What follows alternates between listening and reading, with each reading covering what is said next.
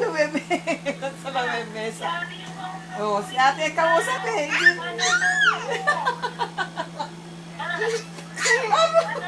Ano daw? Hindi naman ikaw kausap eh. Ano daw sinasabi mo? Ano daw sinasabi mo? Lola, pili mo na ako yung tagkita. Oh, may pinabibili daw si ate sa'yo, si ate Ashley. Ano daw pinabibili? Ano ba yun daw? Yun na na yung... Bathrobe.